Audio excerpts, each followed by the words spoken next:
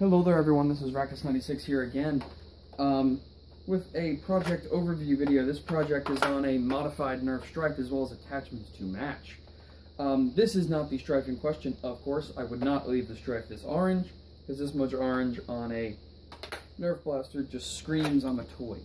And of course, for those of you that actually use nerf guns or play HVZ, you know, the more orange, the better, so, you know, the police walking by or campus police know we're not actually playing with real firearms.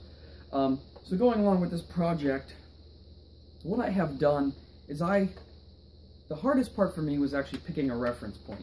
As far as picking a reference point, what I wanted to base this blaster off of. And I could have chose anything, I could have just done anything I wanted. What I chose was Mass Effect. It's my favorite game. 1, 2, and 3, of course. 3 probably being the saddest, but I had to choose it. So what I have done is I have created a Mass Effect themed stryfe rifle slash pistol slash kind of submachine gun, because we all know the stryfe with all the attachment points. You can basically take one off and, you know, it doesn't affect the blaster itself or its range. So this is not the stryfe in question, so what I'm going to do is I'm going to grab that one for you right now.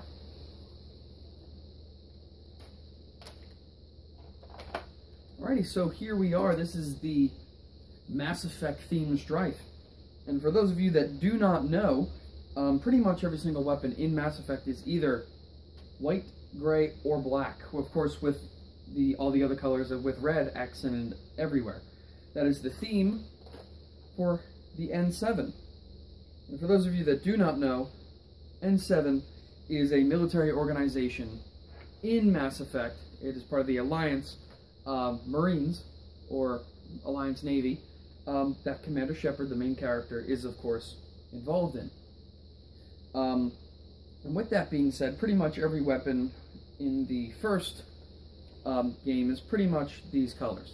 As far as the second and third, you can customize them, but that is completely irrelevant to the color choices that were made. So what I chose was, I have them right here, what I chose was a Rust-Oleum gray automotive primer. The reason it's automotive is because it's fast drying and I can wet sand it if I wanted to. The reason I did not is because all the N-Strike blasters have that digi camo, and I really like the way it looks. It breaks up all the white or blue or orange, whatever color you want, and the automotive primer sticks with that very well. Moving on from the automotive primer, there is a heirloom white Rust-Oleum Painter's Touch base coat. The reason I went with heirloom white is because it's an off-white. I don't know what you guys think, but personally, a completely, perfectly white blaster, that doesn't really look right to me. Especially coming from Mass Effect, if I was to do something on my own, I'd want a perfect gloss white. But because I went with the theme, I wanted it to look dirty, I wanted it to look used. There's these spots in it where it looks like this has been chipped, it looks like it has been used, and that's what I wanted to go for. I didn't want something that looked like it just rolled off of the assembly line. So the heirloom white was the way to go. And for the details in here, the black, as long as the red throughout the whole entire blaster, all the way back to the stock, was done with gloss red and semi-gloss black Testors model enamel. Now the reason I go with enamel, yes, it's thicker and tends to rub more. This is actually the heirloom white, barely scratching. I'm very surprised. The reason I went with it is because Testors is very durable. I use Testors for a lot. I use it for when I do my custom Lego showcases, and it's very durable. It can take a hit. I've probably dropped this blaster a lot since creating it. You can see nicks and chips all over it.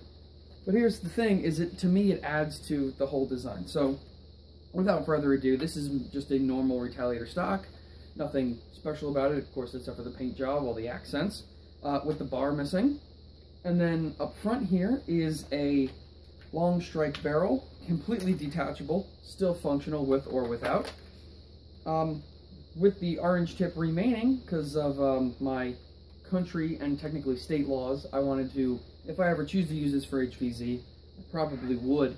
It is a very reliable primary. and I like it. I wanted it to be legal with the barrel or without the barrel. That is more practical. The barrel just looks really cool, and I thought it looked freaking sweet. So moving on away from the attachments to the actual stryfe itself, it was completely gutted for the paint. While I was in there, I wanted to rewire everything.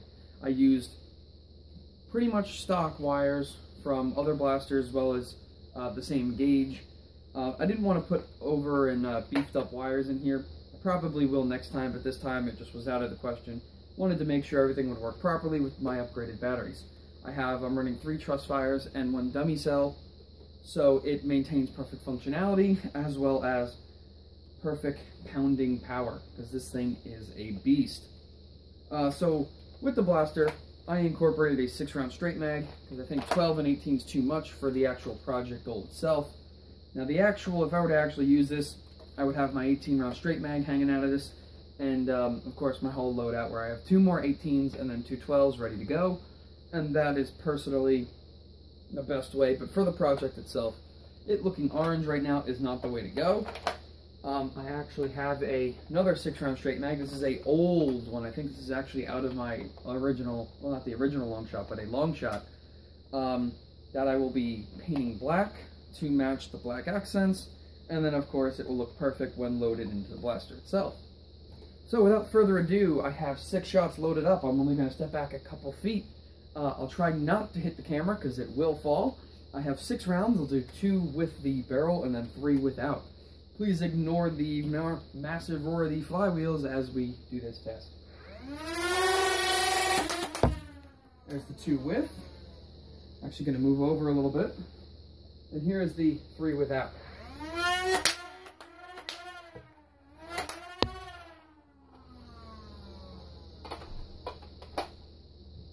Alrighty, so that is the project overview on the N7 stryfe.